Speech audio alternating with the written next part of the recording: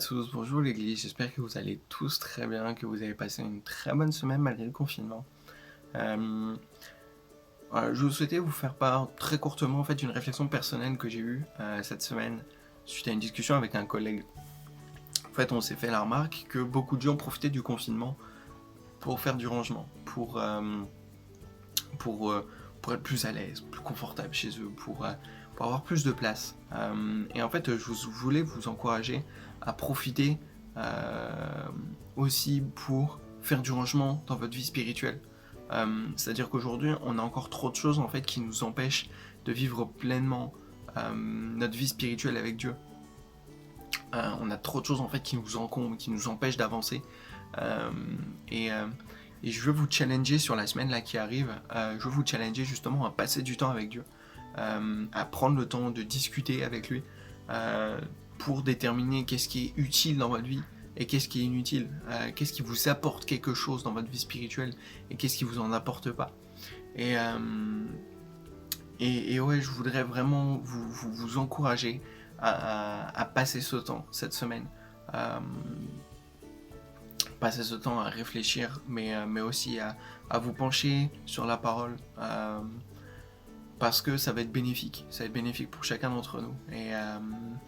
Et voilà, et c'est une réflexion personnelle que je me suis faite cette semaine, et je pense que c'est bon de vous la partager.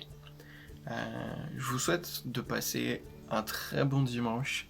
Plein de bisous à tous, pardon. Et bonne semaine et bon courage. Bienvenue tout le monde, bienvenue à Vie. Nous sommes heureux d'être avec vous et de partager avec vous quelques instants dans la louange, par un témoignage, par un message. Et j'espère que vous êtes en pleine forme. Il fait beau, le soleil brille, les oiseaux chantent. J'aimerais, pour introduction, vous lire simplement ce passage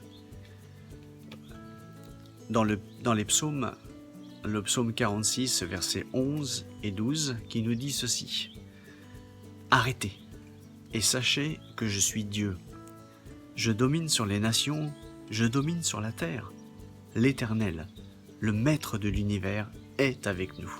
Le Dieu de Jacob est pour nous une forteresse. » Arrêtez. Arrêtons. Ceci est un ordre venant de Dieu. Un ordre qui nous demande d'arrêter et de le contempler. Celui qui est au-dessus du Covid-19, au-dessus de toute autorité. Et Dieu nous demande ce matin d'arrêter et de contempler sa grandeur. Donc c'est simplement ce point-là que sur lesquels j'aimerais vraiment insister, que l'on puisse ensemble s'arrêter. Peu de temps, pendant la louange, pendant que l'on chante, et que l'on puisse vraiment être en émoi devant toutes les choses que Dieu a créées, devant sa magnificence. Dieu est tout-puissant. Dieu a toute autorité. La question est, est-ce qu'il est avec toi? Est-ce qu'il est ta forteresse? Je pense qu'il l'est, puisque tu es à l'écoute et que tu puisses, ce matin, être à l'écoute de sa parole et avec nous, chanter ses merveilles. Que tu sois béni ce matin et que tu puisses vraiment contempler sa grandeur. Merci Clara.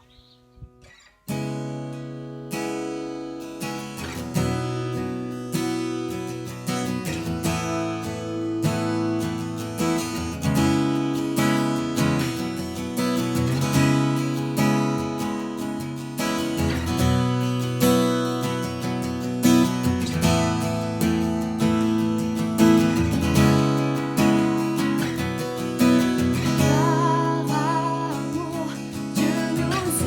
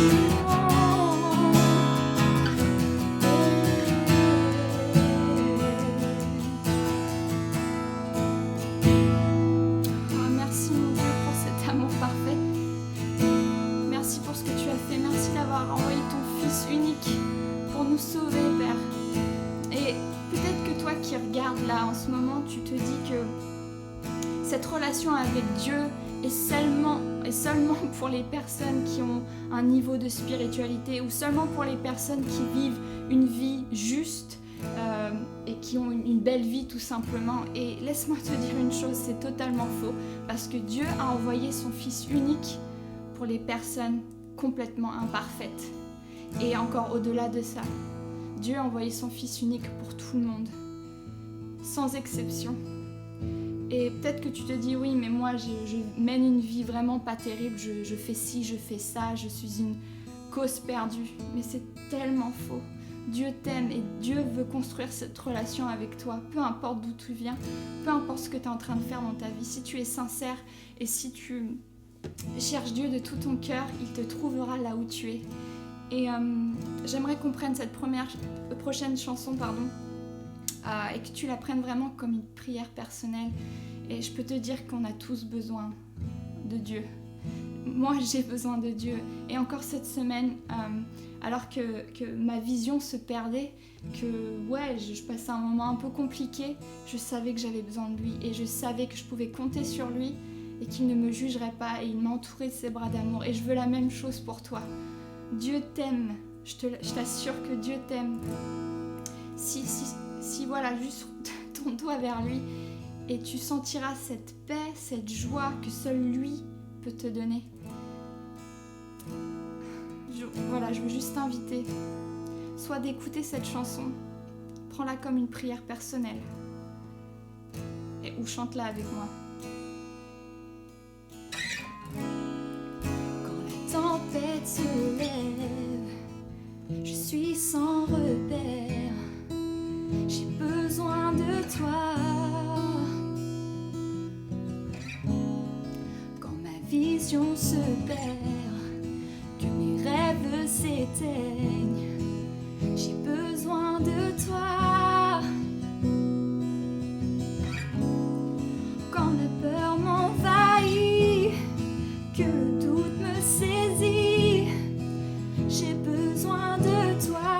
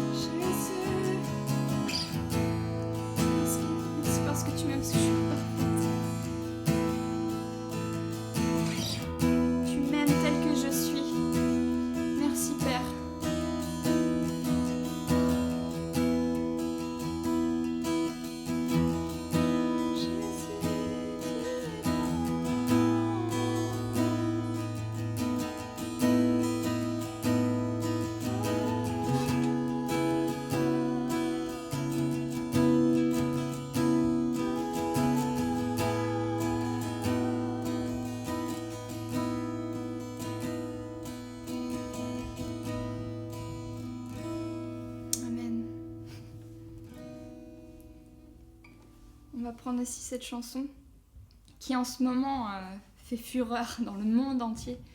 Et pas parce que c'est un grand tube ou parce que la personne est super populaire, mais elle est vraiment différente et c'est vraiment une prière pour les autres, pour la personne qui est à côté de toi. C'est une vraie bénédiction en tout cas. Et elle s'appelle Bénédiction. Et je veux vraiment t'inviter à chanter cette chanson et de bénir la personne qui est à côté de toi, de la chanter pour la personne qui est à côté de toi, si tu es en famille, si tu es avec ta femme ou ton mari ou tes enfants. Et si tu es comme moi, en mode seul dans ton appartement, bah c'est pas grave, juste chante-la pour tes voisins, que ce soit une prière pour tes voisins, une prière pour les personnes à qui tu penses en ce moment. Et ouais, elle est juste incroyable et j'ai hâte de vous la partager. En tout cas, c'est ma prière pour vous.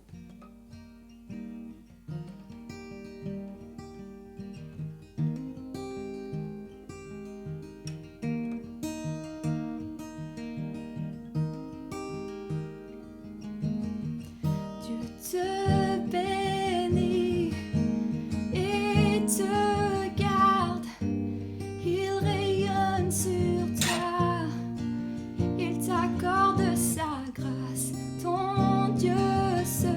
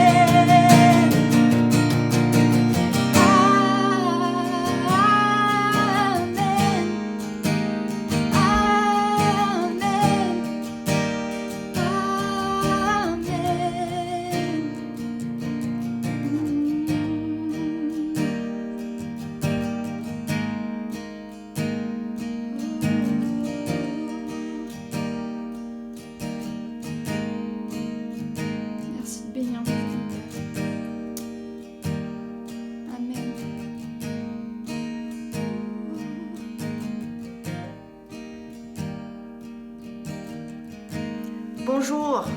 Waouh, nous sommes encore en train de passer les moments formidables ensemble ce matin dans la présence de Dieu et c'est super. J'étais en train de penser, avant de me préparer pour ce matin, de quelque chose de drôle. En fait, je pensais aux présentatrices qui se préparent 2 heures avant avec leur coiffeuse, leur maquilleuse, en train de faire leurs cheveux et tout. Et là, en ce moment, ces femmes-là sont en train de traverser la même chose que nous passons tous les jours. Nous n'avons pas la coiffeuse et le maquilleuse. Et pendant que je me préparais un petit peu ce matin, j'étais en train de penser, ils sont dans le même bateau que nous là en ce moment. Alors je me demande comment eux, ils s'en sortent. Mais j'aimerais passer un moment à vous parler sur un sujet ce matin que j'ai vraiment à cœur. Et c'est la foi et la grâce. Ils sont 2 choses indissociables. La foi et la grâce travaillent ensemble. Et je vais vous donner un petit exemple. Ici, j'ai une lampe. Voilà. Ma lampe, je peux allumer et m'attendre qu'elle fonctionne. Vous voyez bien qu'elle ne fonctionne pas. Et vous savez très très bien pourquoi. Oui, c'est pas branché. Alors, elle ne fonctionnera pas tant qu'elle n'est pas branchée. On n'a pas besoin d'un bac pour comprendre ça. Et nous pouvons avoir nos yeux fixés sur notre foi, donc la lampe, et nous attendre qu'elle fonctionne. Mais parfois, nous avons besoin de regarder un peu plus loin, à la source de puissance qui l'a fait fonctionner, qui est la grâce de Dieu. Nous pouvons avoir la foi, mais elle ne serait pas efficace que lorsqu'elle est branchée sur la source de la puissance qui est la grâce de Dieu. Je dois garder mon attention fixée sur Dieu et non pas sur ma foi. Jésus avait la foi. Il avait la foi en son Père quand il traversait tous ces moments douloureux et souffrants. Il avait la foi en son Père même quand il est entré dans le tombeau. Il avait la foi que Dieu n'allait pas le laisser dedans. Et rien s'est produit jusqu'à ce que la puissance de Dieu vienne le ressusciter. Sa foi l'a maintenu fort. Sa foi l'a maintenu stable jusqu'au moment de la délivrance. Est-ce qu'on peut lire ensemble Éphésiens 2, verset 8? Si vous avez un stylo, il y a 2-3 versets que vous pouvez noter ce matin si vous n'avez pas le temps de chercher dans vos Bibles et regarder un petit peu plus tard. Donc Éphésiens 2, verset 8. En effet, c'est par la grâce que vous êtes sauvés par le moyen de la foi. Et cela ne vient pas de vous, c'est le don de Dieu. Ici, nous voyons que la foi n'est pas la puissance qui nous sauve, mais c'est le canal par lequel nous recevons la grâce de Dieu qui nous sauve. C'est par grâce, par le moyen de la foi, que nous sommes sauvés. Et c'est par grâce, par le moyen de la foi, que Dieu répond à nos prières et il répond à nos besoins. Si je fais confiance en ma foi plutôt que confiance en Dieu, je serai très frustrée. Et parfois, nous essayons de bouger des choses par notre foi. Oui, j'ai la foi pour ça, j'ai la foi pour ça. Oui, j'ai la foi encore fixée sur ma foi, plutôt que compter sur la grâce de Dieu. Chaque victoire est basée sur la fidélité de Dieu et ne pas sur ma foi. Nous ne pouvons pas dépendre de nos propres capacités aux efforts. Ça, c'est écrit aussi dans la parole de Dieu. Mais seulement sur la puissance de la grâce illimitée du Saint-Esprit. Nous pouvons surmonter toutes choses par sa grâce, à travers notre foi. Donc, nous devons connaître la foi et avoir la foi, car sans la foi, il est impossible de plaire à Dieu. Hébreux 11, verset 6. Or, sans la foi, il est impossible d'être agréable à Dieu. Mais le problème, c'est que nous pouvons développer la foi en notre foi. Je ne sais pas si c'est clair. Nous pouvons développer la foi en notre foi plutôt que la foi en Dieu. Nous devons nous rappeler que la foi est le canal pour recevoir de Dieu. Donc, à moins que ma foi ne soit pas branchée sur la source d'énergie divine, ce n'est pas efficace. Ma source de toute victoire est paix et joie est Dieu lui-même. Satan ne se soucie pas du nombre de lampes que j'ai, ni la foi que je crois que j'ai ou que je pense avoir, à moins qu'il ne soit branché sur la puissance, la grâce de Dieu. Mais pour rester branché, j'ai besoin de passer du temps en communion avec Dieu tous les jours, jour après jour. Et pour le moment, et je pense que tu es dans la même situation que moi, j'ai besoin de passer plus de temps que d'habitude. Parce que je sais que je suis confrontée à une situation qui va épuiser ma force physique, mentale et spirituelle. Et j'ai besoin de plus de grâce et encore de grâce. Plus de temps avec lui, plus de foi, plus de grâce. Dieu est capable. En Éphésiens 3, verset 20, à celui qui peut faire par la puissance qui agit en nous infiniment plus que tout ce que nous demandons ou pensons. Notre travail consiste à faire la demande avec la foi et confiance, et cela ouvre le canal. Mais c'est Dieu qui va faire le travail. Et comment il fait? Relis. Par la puissance qui agit en nous. Donc par la puissance ou la grâce de Dieu qui agit en nous. C'est incroyable. Dieu veut que nous croyions en lui, que nous croyions en sa puissance qui est connectée à nous. La puissance qui travaille en nous. Et c'est ce que Dieu nous demande à faire. Lorsque les disciples demandaient à Jésus dans Jean 6, versets 28 et 29, ils disaient « Que devons-nous faire pour accomplir les œuvres de Dieu ?» Regarde ce que Jésus a répondu. Jésus leur répondit « L'œuvre de Dieu, c'est que vous croyez en celui qui l'a envoyé. » Donc les disciples pensaient que c'était par leurs œuvres, qu'est-ce qu'ils allaient faire, il y avait plein de choses à faire.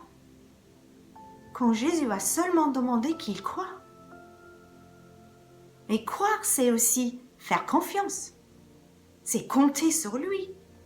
C'est d'avoir la foi en lui, pas la foi en ma foi.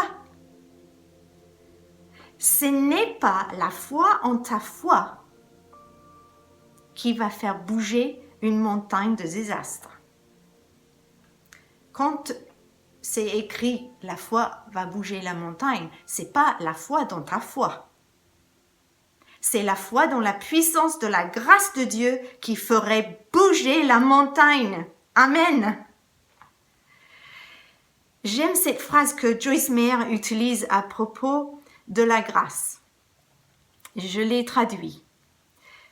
La grâce est Dieu qui nous fait une faveur.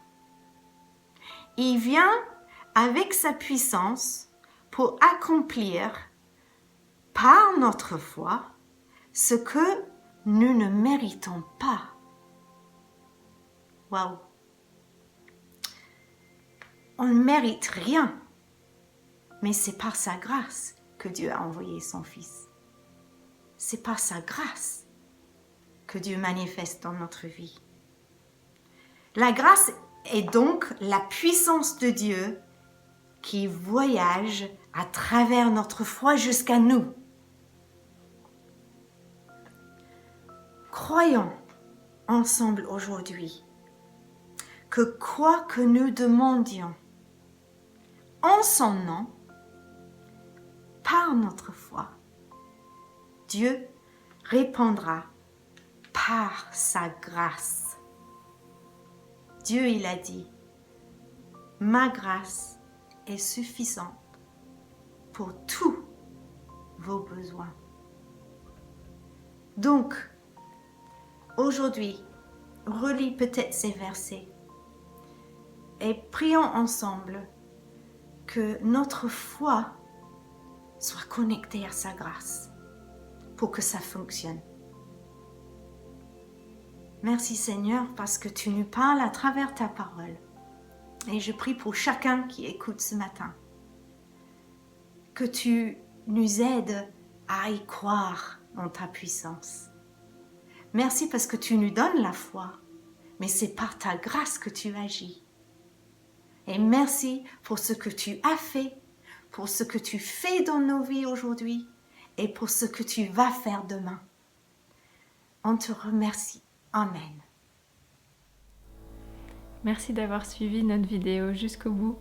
J'espère que vous avez été encouragés, que vous avez appris de nouvelles choses aussi, que vous avez pu sentir le Saint-Esprit présent avec vous dans votre chez vous.